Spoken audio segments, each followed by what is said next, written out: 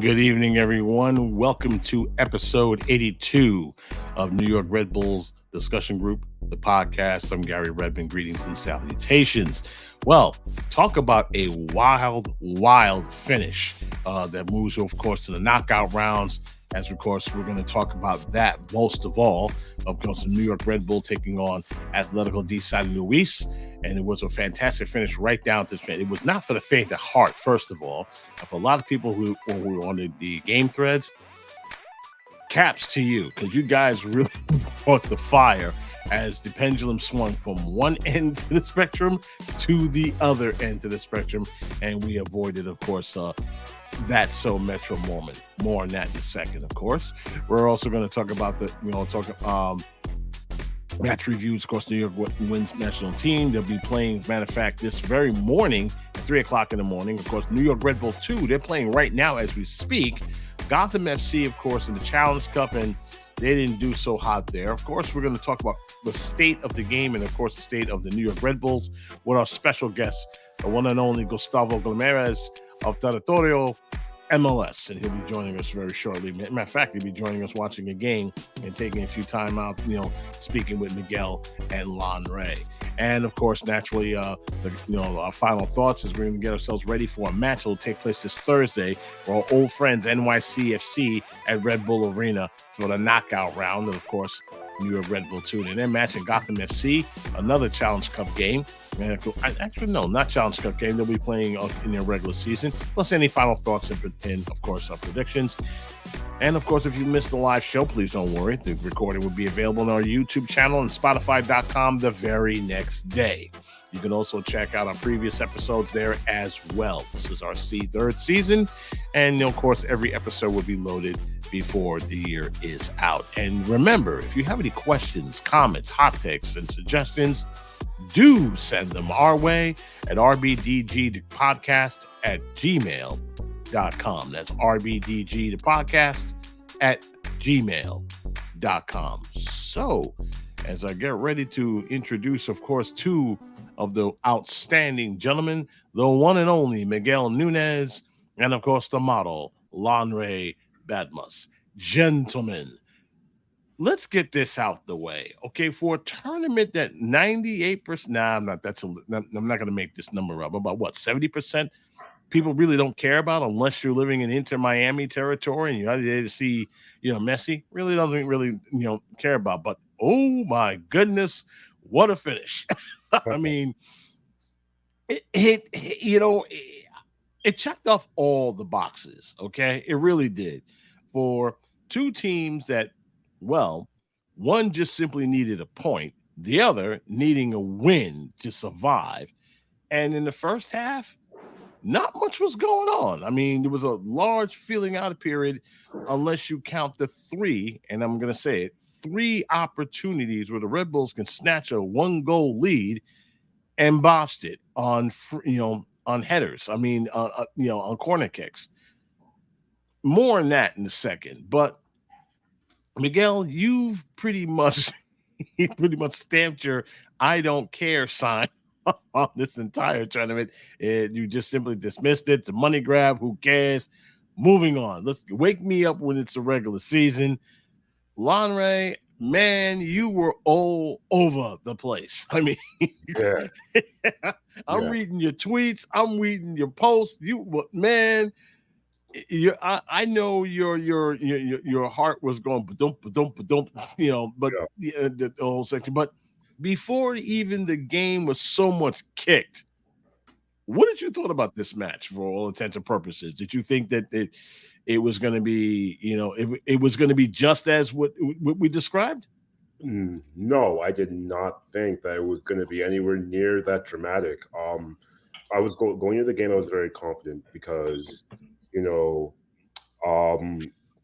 San Luis literally got pasted by New England, and we got pasted. I think the word I used was trucked during the pregame. I mean, they went in, they got slain. That's the word I used, slain. I mean, they scored 1 goal. That only pissed off the Revolution, and they just said, "Oh no, you're not going to do this in our house. We're sending you back to Harrison. Bloodied and beaten here." you go finish them off. I mean, that's basically how that, and for the most part, it was a lot of, touch and go. It was. I thought that, I thought it was going to be a wash. I thought we were easily going to sweep them away. I don't think I had like any type of score prediction or anything of the sort. But I thought it was going to be, a really straightforward, like easy 2-0, comfortable, maybe 3-0 win or 3-1 win. I thought it was going to be a lot more comfortable than that. What we saw was, like relief when Dante scored the opener, and then just went to complete agony when they equalized. John Tolkien gives away the penalty. I'm soft. That's what my girlfriend called it, but that's CONCACAF for you. Soft. SWAFT. Soft. That Kobe. That's soft. But that's CONCACAF for you. They bought it. There's some that little sound in the background you just heard is New York Red Bulls 2 taking on Orlando City B, and it looks like they tied 1-1 even as we speak. That's the audible that you hear from them. That's from our friends at Foot Mob.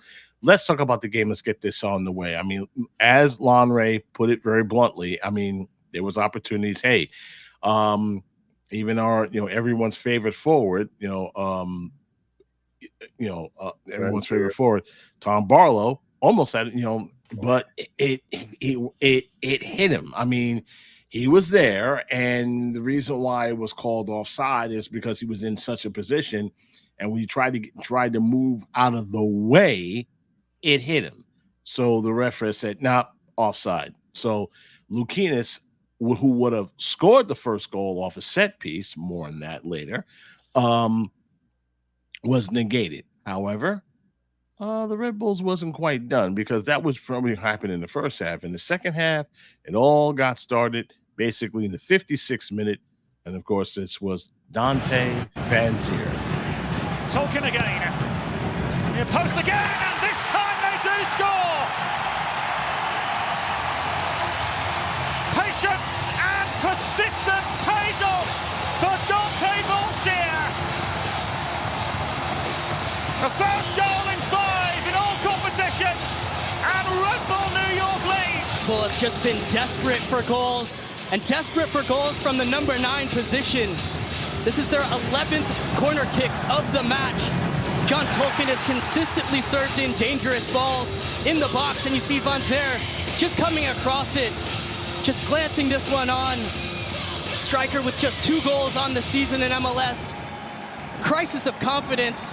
This will do wonders for him in a big moment in Leagues Cup tournament play to get off the snide here. Okay, that's a smile that should have been having, and the shirt that he was wearing had to deal with it was a sister, Miss Stokes, who came down with cancer. We have a GoFundMe section on the group, and by all means, please, donate whatever you can for her. We're hoping that she comes into a very speedy recovery, and that's what the shirt was all about. I mean, cancer is the scourge of humanity, and one fine day we'll find a way to eradicate this, because it's taken so many of our friends, so many of our families, and and to be honest, a child should not be inflicted by that. So look for the post that's on the group page. You'll see it is a link. There's a GoFundMe link there, and of course, do your duty, guys. I mean, I call you guys the cool kids for the reason. This is where you guys step up. In the 69th minute, everyone was busy celebrating, because at that point, it was Cruise City, right, guys? Miguel, you thought, well, you were watching the game, and something in the 69th minute happened, where just when you thought everything was fine, there was a little breakdown in defense, which led to this goal. And Miguel, you tell me all about it. Opportunity in place of Zaldivar. Ball played in. He showed an interest. Bilbando, and nudged in by John Murillo.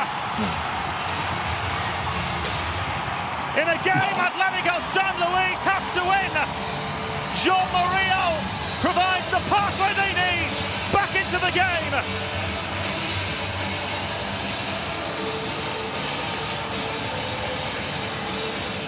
from the foul, they elect to play it quickly. And Harper is left in a 2-on-1 situation.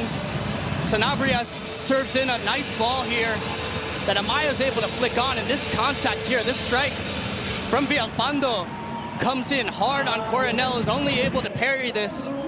But it comes right to Murillo, who's alert in the box. Tucks it away to bring Atletico San Luis back in this with a pipeline and a lifeline back into this to try to get themselves through to the knockout round. Great response there. Okay. It seems to me that Nadam and Edelman, for some reason, was supposed to be there to clean up the rebound, but didn't get there in time or didn't get there at all. And that's probably the reason why Coronel was remonstrating almost immediately after the goal. I don't know if there was anything that they could have done. Okay, it just happened so fast. That the San Luis forward took a good shot. The Perella. And and then the other guy was just right there, just empty net, John Murillo just said, "Oh, Murillo." thanks." And as a matter of fact, that guy had a goal disallowed earlier in the game for offside. So it could have been his second of the game. Okay. But he took it well. The rebound came and, he could have put it anywhere. That usually would have happened with our guys. They get the rebound, they could just stick it in, but they'll put it anywhere else. He took it well, boom, off his head, run into the goal. I don't think there's anything to be done about that, Garry. Okay. I agree with that there. Now, at that point, remember, the Red Bulls only needed just simply a point to advance. Okay. So while the fans were justifiably a little upset that Coronel lost the clean sheet, they figured, okay, hey, hold on to, squeeze out another 1-1 draw, and off to the knockout stage we go. But then in the 88th minute, this happened, and pretty much damn near silenced the entire stadium. San Luis was desperate. Remember, they were coming in as a desperate side. They needed to win, remember? And they needed a lifeline and got it from the referees. In the 80th minute, here's the foul. Ploughed forward for Atletico San Luis. Long throw played in. Reyes rolls the highest. Now then, a real opening. Oh! Tolkien has conceded a penalty. Well, he says no way. Talked about how this game could change in an instant, and you can see the contact there.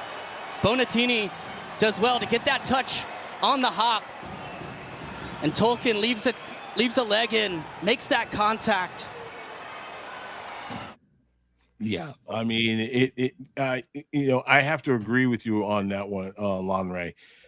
My nephew said it best: soft, S-W-A-F-T. But then again, hey, this is CONCACAF, okay? These referees are basically from Mexico. If you sell it, it's still they bought it. Okay, so at that very moment, you want to talk about a classic That's So Metro moment. I mean, after everything when we went through, everyone in the entire building was like, "Oh no, here we go again." Right? I mean, when you have a season, okay, the way the Red Bulls are going through, guys, this moment was inevitable. Okay, if it wasn't going to happen here, it's probably going to happen in the city or somebody else. So here we are in this very situation, everybody holding their breath. Everyone's waiting for the dagger to come right through the heart and break a million hearts all over the place. And we're all doing the walk of shame and frustration, wondering what ifs and what could have been and how could it happen and everything else. And then came Garry. Carlos Coronel. Unai Bilbao.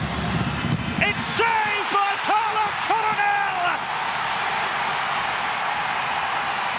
Bonatini desperate to keep the move alive. Red Bulls prevail. And who else? The Brazilian Coronel with the Leagues Cup life on the line here. In the 90th minute, gets behind it from... Bilbao basically took a very bad penalty from many people we talked about in the press box. It was a weak shot. I mean, out of all the times for you to get that ball in, and your team needed that goal, they needed that goal. This is the shot you come up with. So, kudos for the save by Coronel. But hey, I was expecting something like maybe upper 90 or a laser right down in the lower corner, but Coronel was there. He made the save, and I mean, talk about a crazy the entire sequence, guys. Okay, from that save to what is going to happen, what I'm about to show you next, took place in about 2 minutes. Okay, Garry, if I could just chime in, please. I have to agree with Carlos Cano on the chat where he says that it was a soft PK, but there was contact. Okay, so yes. That was on token. It was. No. I mean, you and Carlos is 100% correct. It may have been a soft PK to a lot of some, but there was contact. And hey, remember what I said previously? If you can sell it, with contact, it was a flop. It was a flop. I mean, if you can sell it, it's. I mean, they were looking for a lifeline, and they got it. I mean, how many times, guys? And I'm talking not just to you guys. I'm talking about everybody also in the in the live audience. How many times have we seen this in MLS? We've seen people flopping in the box all over the place, and it's never called. I mean, you'll get a dirty look from the referee, or you'll get someone saying, "Yo, get up." I mean, I'm not calling that today. Go away. It's a small percentage of that's being called, but in CONCACAF, that's Tuesday.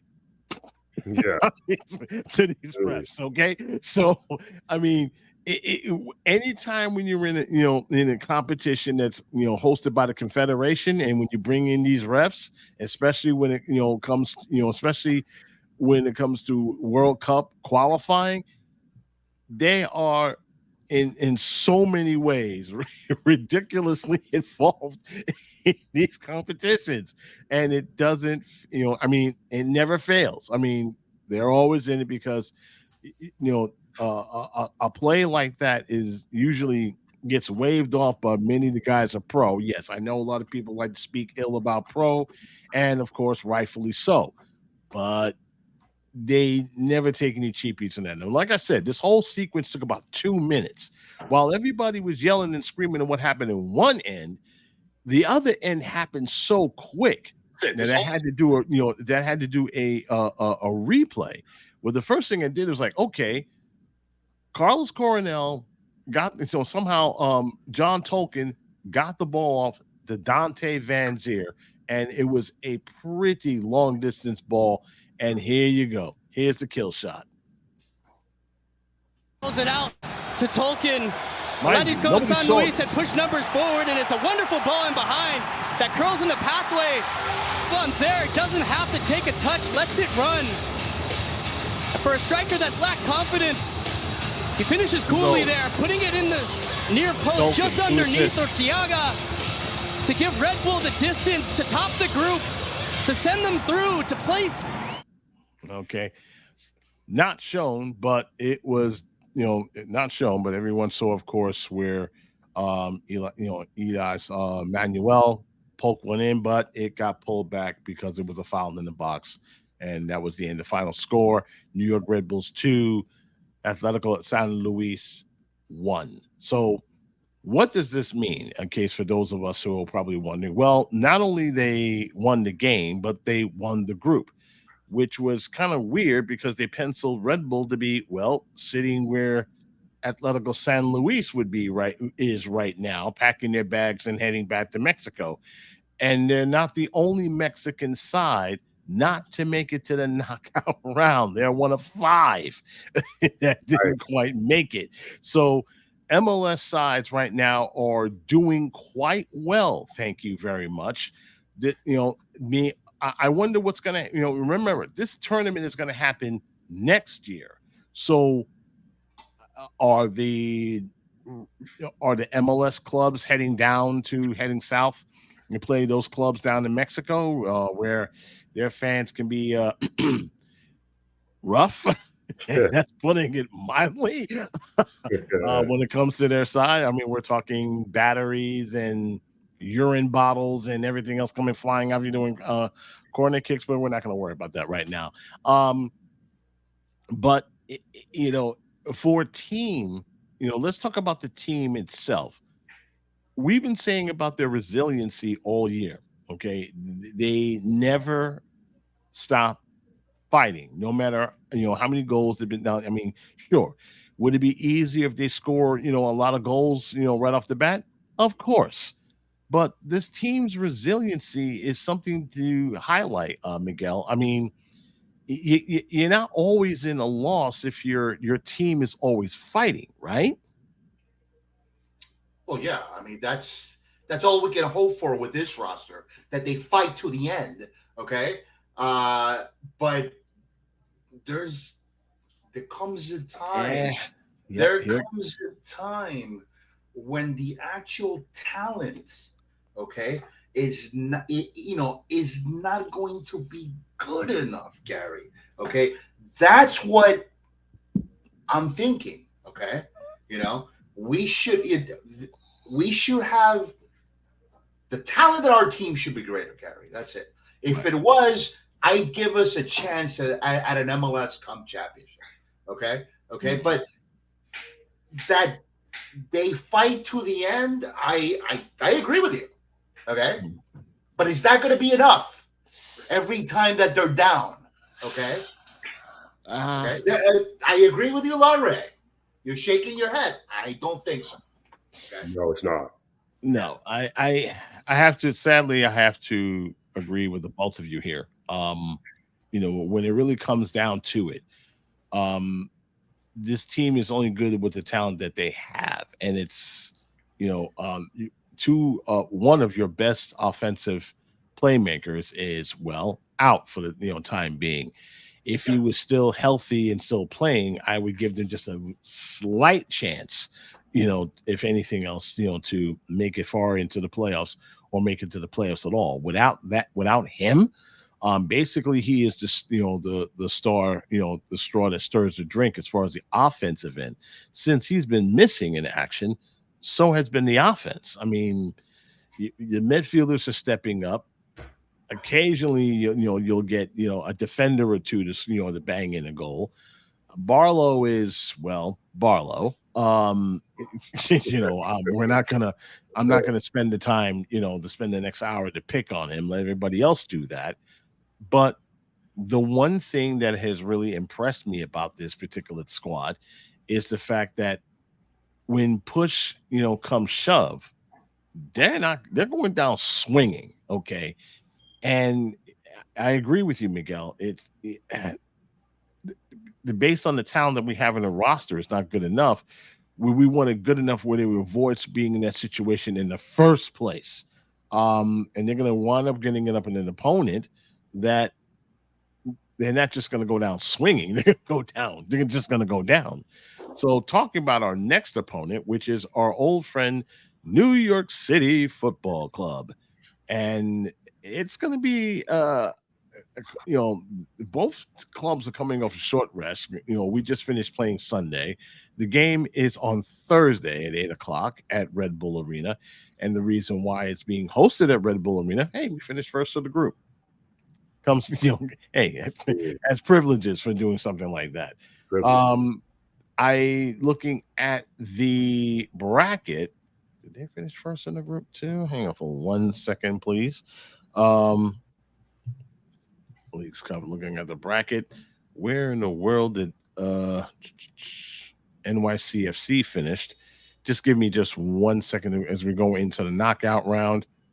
Here we go. NYCFC, right, they finished second in their group, and that's probably the reason why they're facing us.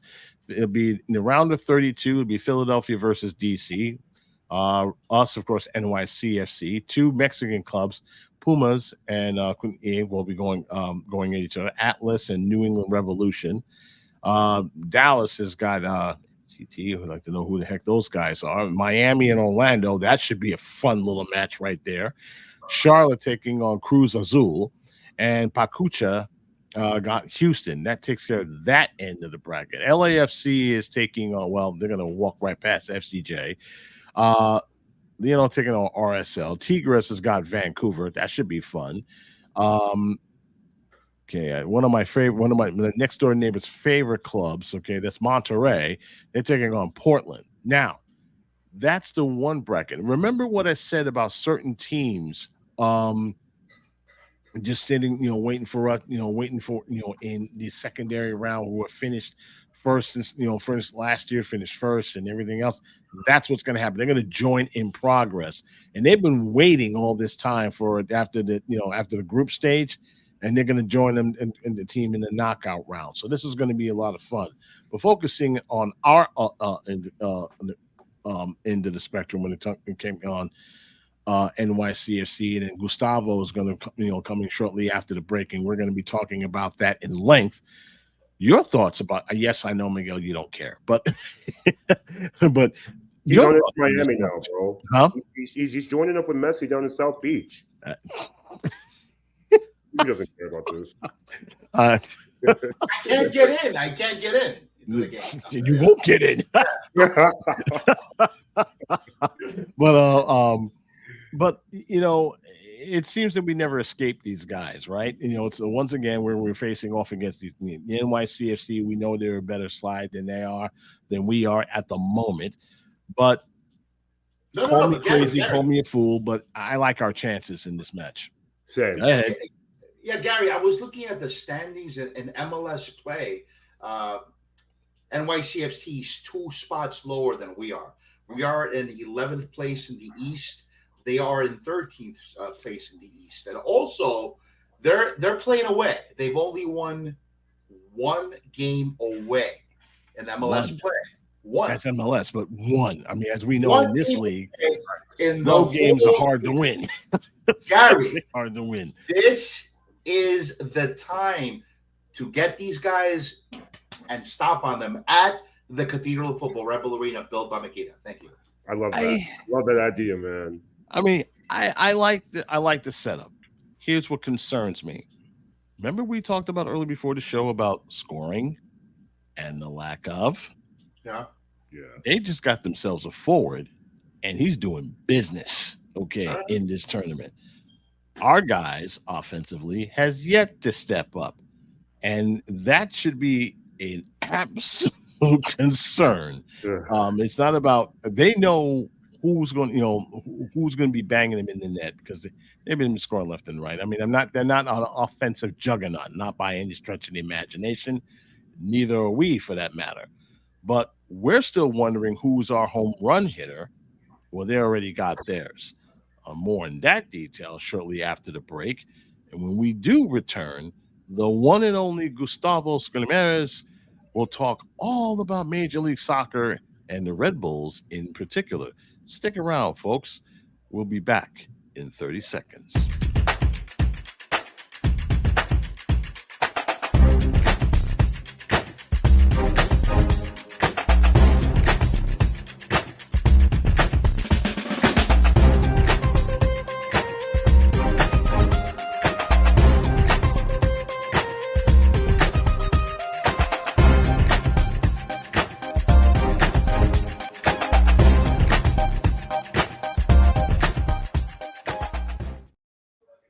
Território MLS, in case you haven't heard of these guys, you should, because these gentlemen are all over the place. It's a Brazilian-based network, and what they do is they follow the beautiful game, and oh, do they follow it. One gentleman, of course, is part of that crew, is the one that we're talking to today, the one and only Gustavo Guimarães, and he is sitting very resplendently outside of his wonderful home. Gustavo, thank you very much for returning, of course, to our wonderful meeting. It's good to see you again, my friend. How have you been? Gary, good evening. Miguel, Mr. Badmoons, it's a pleasure to be here once again. I thought I was going to be at Citi Field right now, but somehow I made a mistake. The game that I'm attending is next Monday, so That would have been some things only happen to me. I was hoping that would happen because it was like that would have been the first, would have somebody doing live right at the game at the spot. I mean, talk about a legend. I almost way to bought do the that. tickets. That's never happened in our show in 3 years, but that would have been perfect. I was buying the tickets today, and then I saw, oh no, this game is August 31st. So I was like a week ahead of time. But that's okay. It's a pleasure to be here once again, my friend. It's a pleasure to see you once again, too. At this point, I'm going to disappear understated. I'm going to leave you in the hands of Miguel Nunez and, of course, Lanre Badmustin is going to ask you certain questions. And, of course, enjoy the interview, folks. And, of course, if you have any questions for Gustavo, don't be shy. Pop them up here. We'll read them. And, of course, we'll hope to answer them. Guys? Yeah, Gustavo, it's great to talk to you again. I'd like to get your thoughts on the news that the former Red Bull manager, Gerhard Struber, has just signed as manager for Red Bull Salzburg. Yes, I saw it. How? How do they keep giving this guy a job? Okay, please. Thank you. It doesn't surprise me at all, Miguel. Oh. If you recall, after he was discharged by the Red Bulls, he was spotted with having dinner in the city with Yochin and the main guys from the Red Bulls here in New York. So it does not surprise me at all. He was never fired. We never saw that word fired by the organization. So it is what it is, and he is now the head coach of Red Bull Salzburg. Yeah. Also, does he deserve it? I don't think so personally. It is what it is, I guess. Now, let me ask you this in regards to his tenure here. Okay, would you say that he got the support that he wanted from the organization? Okay. Somehow not. Okay. Because it came to a point where he was complaining about the lack of experience, players with experience. Okay. And we know the Red Bulls are one of the youngest teams in terms of age average. And at this point, I think they could have done a better job. But on the other hand, if you really think about Red Bulls, the Red Bull association organization, they're known as player developers. They're not known for buying, splashing cash all over the place. So you should, as a head coach, expect or have the ability to work developing players with young players, signing young players. And I think Struber lost track of it along the way. Yeah, I think his ego really got in the way, especially towards the end, with his handling of the Dante incident. And I think the fact that the club kind of dragged their feet on letting him go, and also never using the word firing, and actually announcing his departure, definitely kind of paved the way for him literally falling upward into Salzburg. So yeah, I just want to piggyback off of that. So Gustavo, my first question to you is, in light of, what happened yesterday with our Leagues Cup victory, what are your thoughts on, the tournament as a whole? Like, is it just like a money cash grab, or do you think it could be something, more significant potentially, especially with CONCACAF Champions Cup berth on the line? And what do you think are the Red Bull chances of advancing in this tournament, starting with NYCFC on Thursday? All right, let's go by pieces here. I do like the tournament. I was excited before the tournament started, and now I'm even more excited about it, especially after last night's win. Yeah. And does the Red Bulls have a chance to go deep forward? I don't think so, and I'm going to be honest here. I think they can beat NYCFC, and I think they will. I think NYCFC, for the amount of money they spend and they invest in their roster, they are doing even poorly than the Red Bulls, given the talent they have there. And the Red Bulls does not have it here. Yeah, absolutely. And but then there's the Union, because I think the Union will pass DC United, and the Union has been the nemesis of this organization for the last couple of years. So would be nice to see revenge. Yes, would be, but I don't think the Red Bulls would pass the Union in the next round, the round of 8th, if I'm not mistaken, or round of 16th, something like that. But in terms of competition, the tournament itself, I've been enjoying a lot of games. I stayed awake until almost 1:00 a.m. watching Vancouver Whitecaps and Lyon first round, where they needed 28 penalty kicks. That was crazy. That was insane. It's not only about Messi. I think there's a lot of nice games. I even drove up to Boston last week to see the Revolution take on Atletico de San Luis, and I've been enjoying. And I think the Leagues Cup will somehow make CONCACAF move themselves in order to upgrade the now renewedly Champions Cup, right? The former CONCACAF Champions League, which for us Brazilians, we call it CONCA Champions, just to make it different compared to the other Champions League from Europe. And there's $40 million among to be distributed among the teams. So it's 4 times more than what CONCACAF paid in their tournament. So there's going to be some movement or upgrade in order to have more money around in the CONCACAF Champions Cup too. Yeah, I think it actually could be a good thing. And I was calling it a money cash grab before the tournament started, but there's been a lot of exciting storylines, been a lot of exciting games, and there's been like very entertaining banter between fans of both leagues, especially MLS and Liga MX. And I agree. I think it's definitely going to improve CONCACAF as a whole.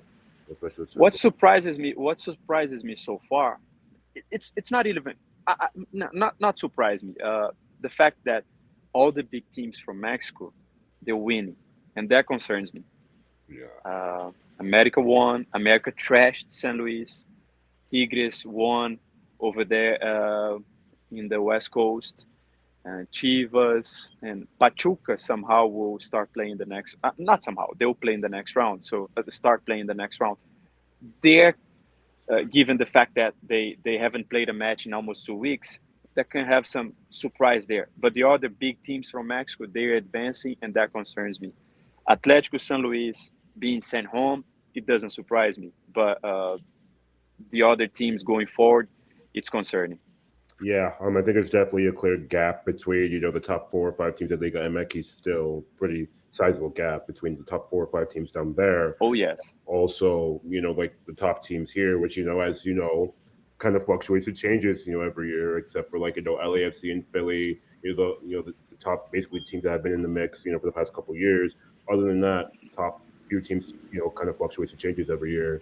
And there's still obviously a sizable gap, that starts with spending and all that, and like how much Liga MX clubs are able to spend to bring in players, as opposed to MLS teams who are like obviously hamstrung by the salary cap rules and roster rules and general allocation money and just a bunch of weird random stuff. And I do. Another question is: do you if next year the League Cup was going to go to Mexico, how do you think MLS clubs would do? Poorly. I don't think. They can prevail against the small and medium teams, but when it comes to the big ones, they'll probably do poorly. And today we had that news coming from Ohio that a team from Saudi Arabia signed Lucas Zelarayan. Crazy. That's an opportunity for the MLS in general to start at least improving the salary cap situation. Get a negotiation with the union, MLSPA, and try to improve it, at least in order to keep our best players here. That was a big blowout for us. Zelarayan is a top-notch player, a lot of talent, nice goals he scored along the way here, and I think there's a chance there for the MLS to improve the salary cap situation in the upcoming years. I agree.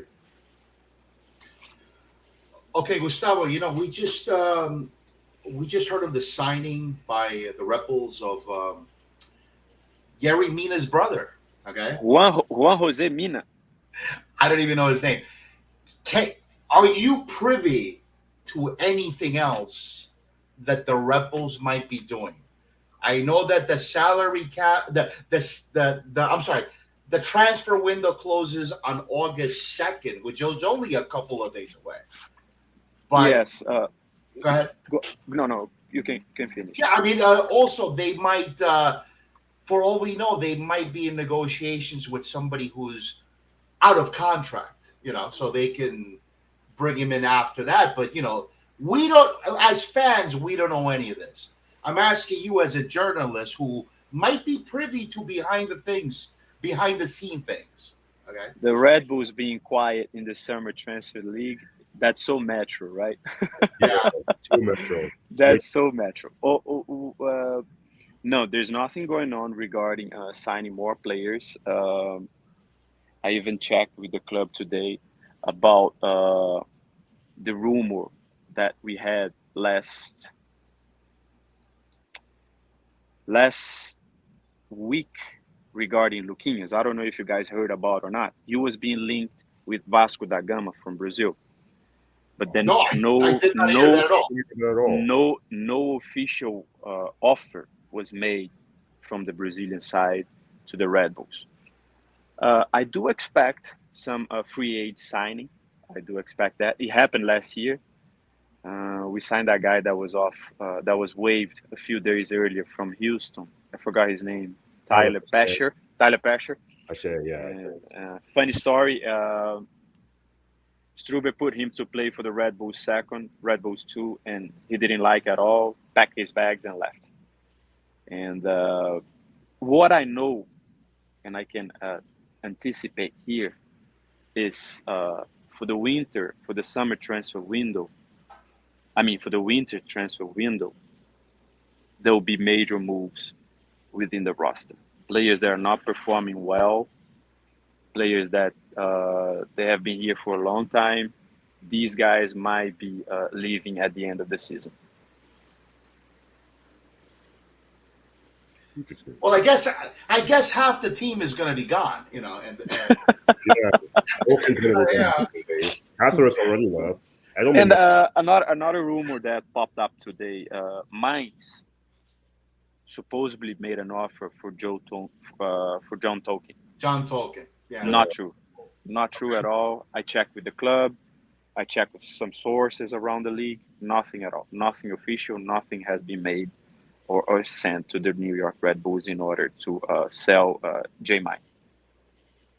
Yeah, hopefully he can be here with us until the end of the season at the very least. Yeah. That's what I expect. Yeah. I do expect that. I do expect him to stay for one more season.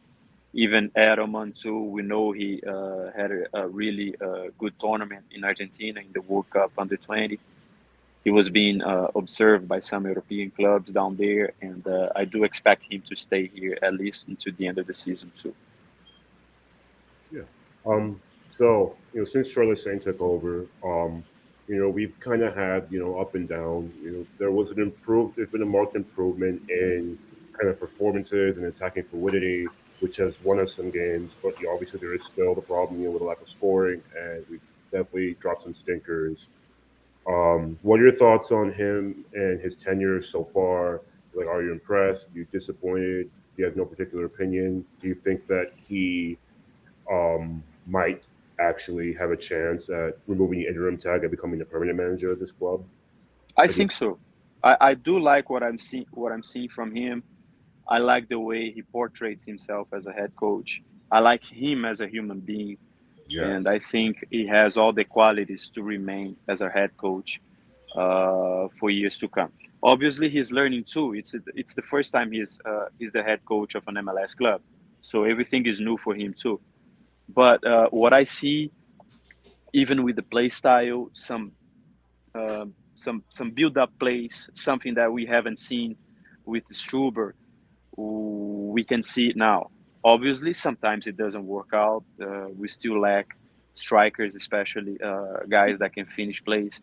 But I like what I'm seeing from Troy Lesesne, and I don't think, even if the team not making the playoffs at the beginning, at the end of the season, I wouldn't fire him. I would give him at least another season as a chance. I agree. I definitely agree with that. I like him a lot too. You know, as you put it really, really well. You know, like him as a coach, the way he conducts himself, you know, with the suits, and you know, just how he approaches the game, kind of how he approaches life. He definitely seems like to be And like a much better human being than his predecessor. and there's another question. There's another thing that I like about Lesesne too. Every press conference, I ask him a question and he answers me, "Oh, that's a good question." So Yeah, the guy's a nice guy. yeah, very nice guy, very good guy, and he has a winner's mentality too. You know, Yes. remember when we beat New England the other week, obviously not in the League's Cup, but you know, in league play when Farrell had that disallowed goal, Andrew Farrell had that disallowed goal at the end of the game. He was even saying, I think he was even telling Bruce Arena, yeah, that's not the way we want to win the game. He did apologize to Bruce Arena. I remember that. And with all the heat caused by that disallowed goal, and he had the human decency to step up to Bruce Arena and say that. I think from the sportsmanship side, that was very nice from him. And another thing that I liked from him was last week he said to us he didn't see the League's Cup as a break from the regular season. He saw it as an opportunity to improve the team and try new things. He didn't do what I expect, because I'm waiting to see Elias Manuel have more playtime with Dante Vanzier. Yeah, I think Elias not great at all, but I think he can be the best striker within the roster, given his competition, given what he has as a competition. Tom Barlow and Corey Burke. I like Burke as a super sub, but I don't like him as a starter. Agreed. You know, I actually tipped Elias Manuel to have, you know, a really big breakout year this season. You know, his first full season in a Red Bull uniform after coming over from Grêmio. You know, I thought, you know, like his flashes of talent, you know, I thought we'd see more of that. And, you know, he's had a couple goals, but like he has been very inconsistent. I think that missed penalty in Columbus a few weeks back kind of hurt his confidence. So, No, not really. Saturday, I went to the practice before the game against San Luis, and I was chatting with him after the practice just about that. okay. And from what I got from him, it was completely the opposite. He said, the next time, if I have an opportunity, I'm going to ask to take it, because that's what I do, that's what I'm paid for, and I'm willing to do it more often. He did it against New England, and I even played with him. I said, the only guy that missed the PK was you. Why? What happened there? Again, man, come on. And after the game yesterday, I felt a little bit bad for him. I think he scored a nice goal. I don't think it was a foul. I don't think I don't think so either. it was the right call. I think it was too soft.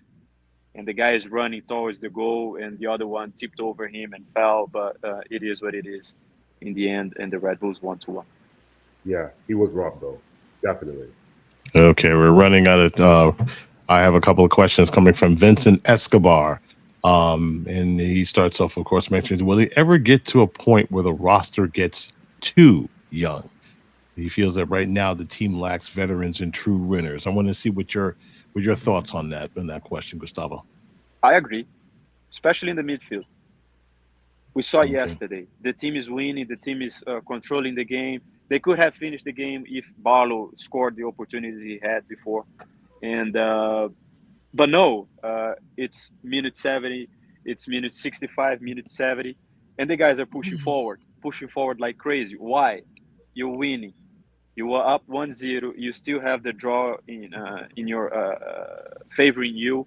Why keep going forward like the way they were doing yesterday? And it came to a point where I thought the roster, the team on the field was too tired. Garry made notice one time when Edelman gave a tackle in the midfield. He was limping after that. So I thought Edelman was playing injured for the rest of the match. And at one time, Van Zyl came to the sideline, drink water like a maniac. So he was exhausted too. But I do think we needed some guy in this as a CDM that can kind of dictate the rhythm. Guys, let's try to park the bus a little bit now. We're winning. There's no need to keep pushing forward the way we were. So I believe that's a missing piece. It is. It is. Since the start of the season, we didn't have that. We don't have that. I mean, the one person that fit that role, in case anyone's forgotten, was Sasha Kleiston, and he basically dictated the pace. Yet at the same time was dishing passes at will. But he was sitting in Dax McCarty. Dax McCarty. I mean, I was hoping that maybe Lukinas would fit that role, but he's not that guy.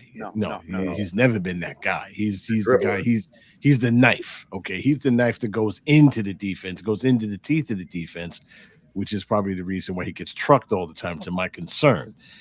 Second question from Vincent Escobar is: how much could the Red Bulls get for Tolkien, and what players do you think will be gone in the winter? Okay. Tolkien has a lot of potential. Maybe something around between 5 and 10. That's what I expect the Red Bulls to sell him up in the future. The first name that comes to my mind, obviously, is Tom Barlow. I know he works hard. I know he's a very he's a good guy when it comes to work ethic. You never hear that guy complaining. That's important. He needs passes at his feet. That's where he's lethal at. Yeah, he's not. He's the first he one. Can't create, but you put it on his feet, he'll finish. Basically, Kyle Duncan, the second name. Since he came back last year, he never owned the position. No, and no. Now I'm disappointed. Cameron Harper starting as a right back. Yeah. So Barlow, I mean, my complaint, Duncan, my not to cut you off, but my complaint with Kyle Duncan is that he doesn't use his left foot enough. No. He's much more dangerous with his left, from his left butt. I was hoping that maybe they come, when they brought him back, that we would see the old Kyle Duncan, and we just simply haven't. Final question from Escobar is: will Andres Reyes stay, or will he be also one of the players sold? I honestly think he's gone after this season. But what's your thoughts? I think he's going to Europe at the end of the season. I don't expect him to be sold right now, but I do expect him to be to move on from the Red Bulls in December. Remember, Struber said he was a player for Europe. Right. Yeah. He was. And he is. And I do agree with him. My final question before, of course, they always leave the final question with me. Of course, what you do with your group, what in terms of MLS has been nothing short of spectacular. But I'm sure that you have your sources as like mine. So this is where your opportunity to tell the entire group. Tell us something that we don't know about the Red Bulls. Something that you don't know about the Red Bulls. We don't know. We have no clue. Okay. Based in fact, based on what you heard, tell us something we don't know that I could share with you guys. Okay. Saturday, I went to the practice. Carlos Coronel is leaving the field, sweating like a pig. So he says to me, it's been horrible to practice under these conditions. I think I lost between 3 and 4 kilos right now. So I said to him, what's about this Paraguayan citizenship thing that's been going on? The team is even tweeting a flag from Paraguay. So he said to me, it's not over yet. It's not officially done yet, but I'm pushing the team to do it because I have some interest in play for the national team. So that's something a little bit funny, right? Something that the fans don't know. Another thing that I could share with you guys is Luquinhas linked with Vasco da Gama. Vasco da Gama is a huge, massive club in Brazil.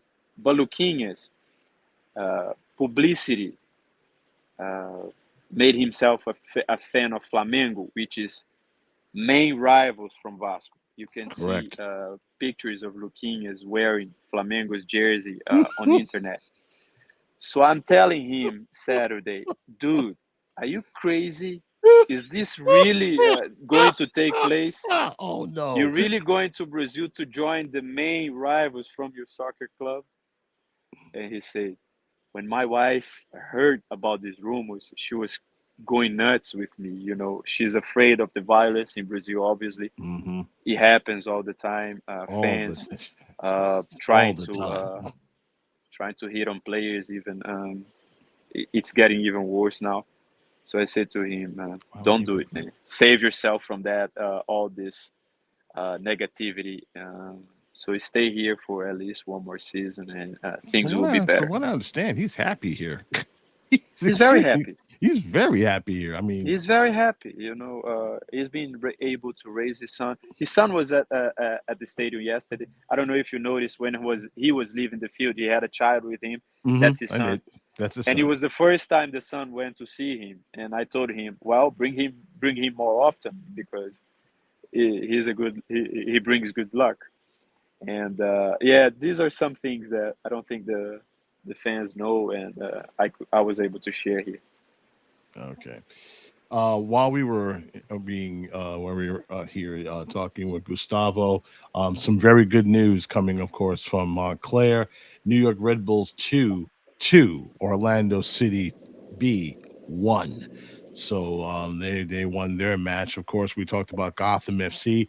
They were playing in the Challenge Cup against the Washington Spirit, and well, they scored 2 goals. And for some reason, Washington Spirit came back with 4. So that's right. Spotted them with 2 goals, and it just got blown away. So they lost that match. The United States women's national team, they play tomorrow morning, where most of us are just, I don't know, sleep at 3 a.m. Remember where they're playing at, guys. They're playing, under, basically down under. So it's noon there, 3 a.m. here. Which means by the time you wake up this morning, listen to 10-10 Wins or whatever sports radio network you're hearing, you'll probably hear the final score by the time you get out of bed.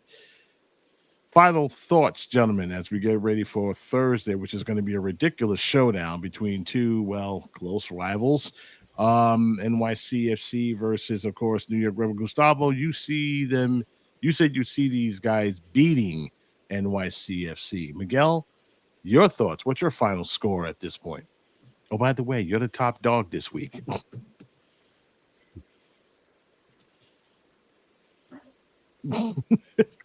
Can't hear you. There you go.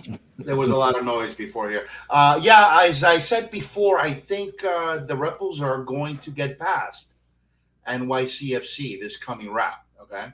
But I agree with Gustavo. I don't know that there's a chance for them to advance further.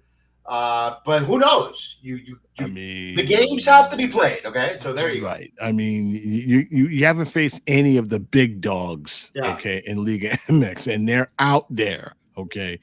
I'm in the popular opinion that one of those teams is going to come home with the prize when it's all said and done. Lanre, your thoughts? Yeah, I agree. I think we got a good shot at beating NYCFC. You said a shot. Whenever you say this, we will. Okay. I think we will. I think we will beat NYCFC. I think we'll beat them pretty comfortably. But Yeah, especially if we run into Philly next round. After that, yeah, we ain't beating Philly. if I'm from sorry. our We history ain't in beating that Philly. stadium I've in seen. Chester, because we be traveling to Chester. So with our history in that stadium and in big games, I think it would just be like another chapter in the House of Horrors history that Chester Stadium is for the Red Bulls. We'll just enjoy while it lasts, I guess. I'm gonna do a complete 180, and I'm gonna say it's gonna be a loss, a 2-1 loss, and I'll Oh tell my you why. Oh, what? Let me explain why. No shot. Okay. No shot. I mean, let me explain why. This team has this ridiculous habit, however resilient, and they love to fight and everything else. It goes back to what Gustavo said earlier. This is a young crew. Okay, young crews make mistakes. And if we're gonna go by what we saw yesterday, okay, the type of mistakes that they made against Atletico San Luis, you cannot do with NYCFC. Do that early often enough, you're going to get smoked. Okay. And they may not have as much of a quality side as we do. And I'm not saying maybe where they are in the standings, and maybe because they went out and invested and got themselves a striker, but the rest of the team is kind of so-so. But they have just as much as talent, and even a little bit more as we do. Where this team always winds up playing, almost have to play perfect football in order to win. So the question is, okay, um, are we going to see a team that's going to be committed and all in? They're going to have a complete game, or are we going to have a team that for some reason don't? And we've seen the results when that happens. I'll end this by saying the following. I hope I'm wrong. That's it. I Good. hope I'm wrong. I mean, it's my gut is telling me otherwise based on what I saw Sunday. This was supposed to be a complete game Sunday. They started out like a house of fire. Midfield was doing their thing, and somehow between the end of the game, they took their foot off the gas. Stop me if you heard this before. Gustavo and I would be looking at this team and be pleased, and before the end of the game, we're shaking our heads, wondering, wait a minute, where they weren't they in control 60 minutes ago? What just happened? Hilarity ensued. It happened versus New England. I'm not talking about the Leagues Cup game, the regular season game. They literally had New England up the ropes, took their foot off the gas. What happened? Okay, we wound up with a draw. Same thing, you held admirably New England in that game scoreless, and they put their A team out there. So this crew can, if they have a complete game, do damage, but it isn't consistent, which is kind of difficult if you're going to consider yourself a good side. And the one metric that I hold this team on all the time is this: good teams win on the road, great teams win, period. If you're going to be a good team, then you need to find a way to see out games, especially in crucial moments where a team that has a better roster than you finds holes and exploit the living hell out of them.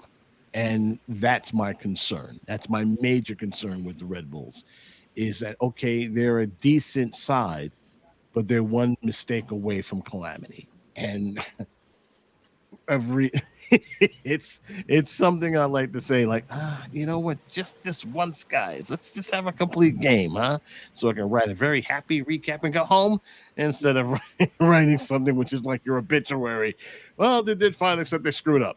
You didn't see the hairpin turn and they went over the cliff. So that's basically how that. But I like it, but I'll say this before, of course, Carlos basically just since should be banned. Even from my Garry out. Garry out and everything. But Garry, I like our chances. I do like our chances. However, knowing this team and what they they step up to do and what they should do and what they could do is three different things. I want them to do what they want to do with this club, see them for what they are, and then put them through the sword. We'll see what happens. We will see what happens. I like I said, I hope I'm wrong. Gustavo, you have our eternal thanks, my friend. You're graced us with your presence. Of course, the entire group salutes you. Tell the whole world where they can find you, sir. They can find me at Território MLS or on Twitter. So my handle is there. I'm just gonna go a little bit back on the NYCFC preview. Mm-hmm. I'm full of confidence. I think the Red Bulls held out pretty good against most of the games against Cincinnati, New England, and if we go back in time in May, they had a very decent game when they were missing a lot of players against the same NYCFC. Yeah. So I'm full of confidence. I think it's not going to be a 1 or 2. I think it's going to be like 3-1 for the Red Bulls. And they are moving forward, my friend. We have to, think positively. Got to think up forward all the time. I'm not seeing the bottle half empty. I'm seeing half full. So we are passing. I'm supposed to be the cockeyed optimist of this group. But when my gut is screaming at me, I'm like, oh, no. I love this crew, but God, these guys make it so hard. It's been a pleasure to join you guys here and talk about the New York Red Bulls. I love it. Whenever I have a chance and you want me here, just give me a buzz. You got it. The door is always open. And with that, of course, that's when your music. The end episode. What an episode that was, and what a weekend that we talked to. Remember, the match versus NYCFC is this Thursday. Some people was putting next Thursday for some silly reason. No, it's this Thursday at 8 p.m. at Red Bull Arena. Of course, naturally, the game will be televised on Apple TV. So we hope you guys get able to make it there. Of course, it's going to be a late night, even after game. But hey, the boys really need your support because Lord knows NYCFC and their crew and their fans, they're going to be there for which is obviously for a tournament that really doesn't care about. But this is for bragging rights, remember? Okay, so hey, be there and root for your boys. Miguel, Lanre, thank you so much for joining me tonight, and of course, the rest of you guys, of course. Carlos Cano, and of course Mark Coates will be with me the week after next. Next week we will be taking the week off. Of course, it's our summer vacation, summer break, and then when we get back, our old friend Anthony Merced will be joining us with some doings, of course, about the team and everything else. So, from all of us here, the New York Red Bulls Discussion Group, the podcast, we are signing off. We will see you guys in 2 weeks. Take care. Hope to see you guys on Thursday. Until then, thanks for joining us. Good night. Bye for now.